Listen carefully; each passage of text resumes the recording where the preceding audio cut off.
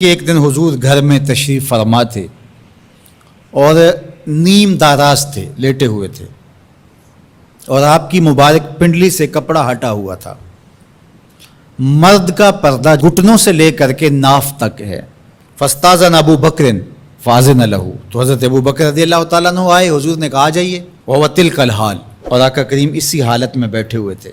فتحدث، وہ بیٹھے اور حضور سے ہم کلام ہوئے۔ ثم استاذن عمر، پھر حضرت عمر آئے، انہوں نے اذن طلب کیا تو حضور نے کہا آ جائیے، اور حضور اسی حالت میں تشریف فرما رہے۔ فتحدث، وہ بھی بیٹھے اور گفتگو چلتی رہی۔ ثم استاذن عثمان، پھر حضرت عثمان کی آواز آئی، حضور میں اندر آ سکتا ہوں؟ فجلس رسول اللہ صلی اللہ علیہ وسلم، حضور سیدھے ہو کے بیٹھ گئے۔ وسوى ثيابه، اور جلدی جلدی اپنی پنڈلی کے اوپر کپڑا ڈال دیا۔ جب یہ لوگ چلے گئے، حضرت ابو بکر رضی اللہ تعالیٰ عنہ بھی، حضرت عثمان بھی، حضرت عمر رضی اللہ تعالیٰ عنہم چلے گئے۔ قالت عائشہ رضی اللہ تعالیٰ عنہ، حضرت عائشہ فرماتی میں نے کہا حضور ابو بکر آئے تو آپ بیٹھے رہے، جنبش نہیں کی، کپڑا سیدھا نہیں کیا۔ حضرت عمر آئے تو آپ اسی حالت میں رہے اور باتیں چلتی رہیں، لیکن جب عثمان آئے تو پھر آپ ایک دم اپنا کپڑا سیدھا کرنے لگے اور اٹھ کے بیٹھ گئے۔ تو سنو میرے حضور نے کیا جواب دیا۔ کہا میں اس سے حیا نہ کروں جس سے اللہ کے فرشتے بھی حیا کرتے ہیں۔ کتنا بد نصیب ہے جو حضرت عثمان غنی پہ زبان درازی کرتا ہے۔ یہ عثمان وہ ہیں جس سے اللہ کے فرشتے بھی حیا کرتے ہیں۔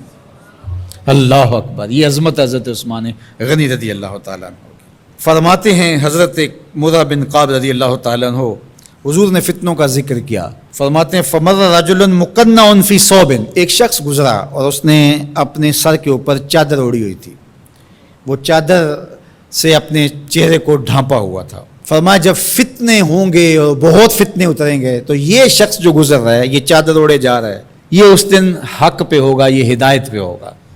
مرہ بن کعب کہتے ہیں میں دوڑا کہ میں دیکھوں یہ خوش نصیب کون ہے، تو جب نیڑے ہو کے دیکھا تو حضرت عثمان غنی رضی اللہ تعالیٰ، کیا تو میں نے حضرت عثمان غنی کے سر کو پکڑ کے حضور کی جانب ان کا رخ پھیرا۔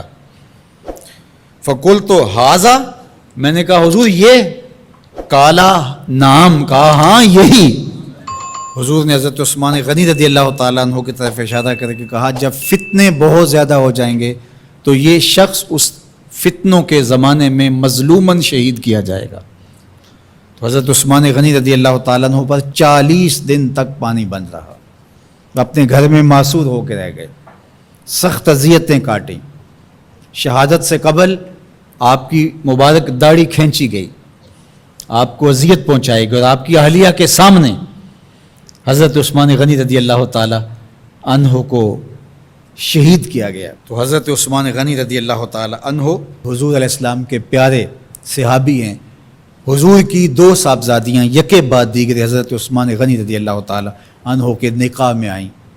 آپ کے بہت سارے نمایاں وصف ہیں جن میں حضور کا 2 مرتبہ داماد بننا، اور پھر فرمایا اگر میری اور بھی صاحبزادیاں ہوتی تو میں عثمان سے نکاح کر دیتا، اور پھر ذوالہجرتین 2 ہجرتیں حبشہ کی جانب اور مدینہ المنورہ کی جانب، پھر شہادت کا اعزاز، اولین مسلمانوں میں ان کا شمار ہے، 10 مبشرہ میں ان کا شمار ہے، 4 خلفائے راشدین کے اندر ان کا 3را نمبر ہے۔ جمع قرآن اور نشر قرآن کی سعادت اللہ نے ان کے حصے میں رکھی۔ آپ کے اوصاف میں سے 2 وصف بہت نمایاں ہیں، ایک تو آپ کا سخی ہونا، دوسرا آپ کا وصف نمایاں حیا تھا۔ تو آج حضرت عثمان غنی رضی اللہ تعالیٰ عنہ کی ان صفتوں کو، حیا کو اپنے کلچر میں فروغ دینے کی ضرورت ہے، اپنی معاشرت میں فروغ دینے کی ضرورت ہے۔ ایک مرد ہو کے اتنا حیا دار، تو پھر عورت ہو کر حیا کی چادر پھاڑ دے اور وہ اس کو آزادی کا نام دے، تو اس سے وہ نسوانیت کا نور رخصت ہو گیا۔ اقبال نے کہا تھا جس علم کی تاثیر سے زن ہوتی ہے نازن، کہتے ہیں اسی علم کو ارباب نظر موت۔